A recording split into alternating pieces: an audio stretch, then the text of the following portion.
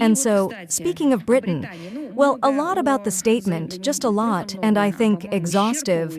We commented on the statement of the British leadership when, I recall, the British and French ambassadors were summoned because of the statements of the political leadership of these countries. But here was another statement that we should definitely comment on. The fact is that at the end of last month in Britain, there were a number of false accusations against Russia in connection with the alleged involvement of our country in the arson of warehouses on the outskirts of London. Can you imagine? Something from their point of view, we've become shredded.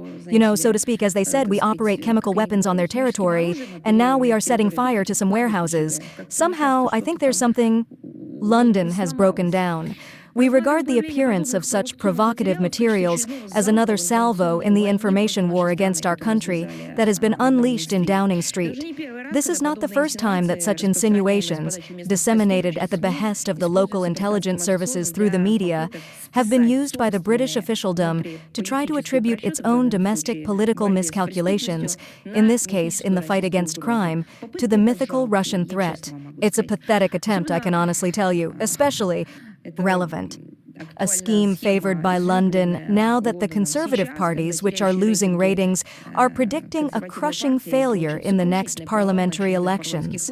More and more British voters are realizing that the socio-economic problems in the country have been caused by the policy of the current authorities, who seek by all means to be at the forefront of the West's anti-Russian actions, even to the detriment of their own national interests.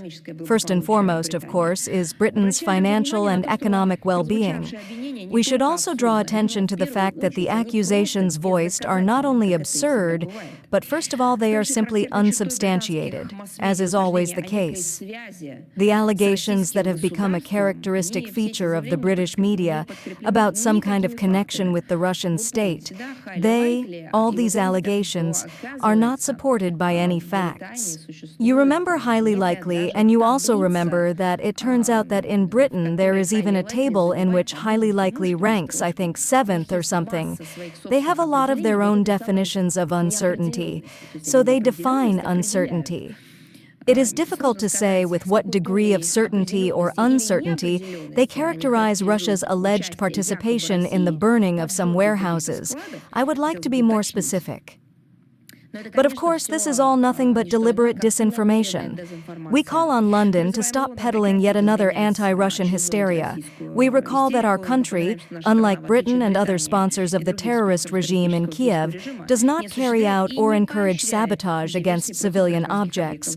Moreover, the Russian competent agencies have always expressed their readiness to discuss any existing concerns in a substantive manner. However, it is the British side that has rejected such proposals every time over the past decades.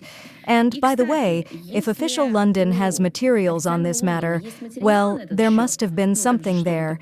Surely, there must have been something there.